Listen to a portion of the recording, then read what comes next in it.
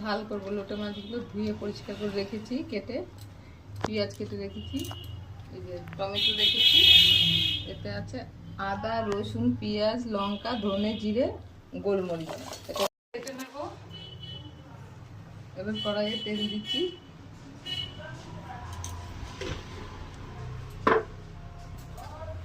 একটু কালো জিরে দিলাম ফোড়নে, দুটো শুকনো লঙ্কা দিলাম, নেবো লাল করে, আর একটু ভাজবো পেঁয়াজ দিয়ে রেখেছিলাম, দিয়ে দিলাম।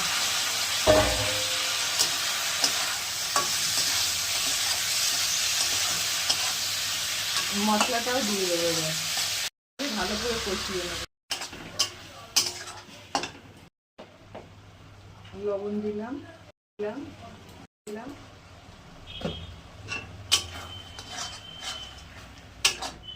কষিয়ে নেবো ভালো করে মশলাটা।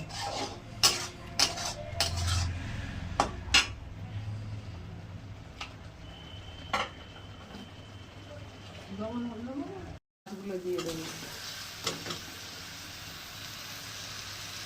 নাড়াচাড়া করে অল্প একটু জল দেবো, দিয়ে ঢাকা দিয়ে দেবো। আর নাড়বো না বারবার, একবারই কাঁচা থাকতে থাকতেই নেড়ে দিলি মাছটা ভাঙবে।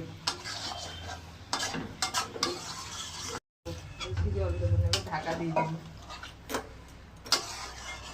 জল বেরিয়ে যাবে মাছ থেকে।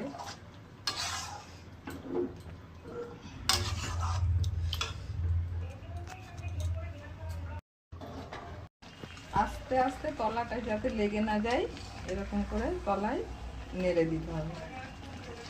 একটু ঝোল শুকাবো, তারপরে নামিয়ে নেবো। মাছের ঝাল এবার নামিয়ে দেবো। উপর দিয়ে একটু ধনেপাতা দিয়ে দিচ্ছি।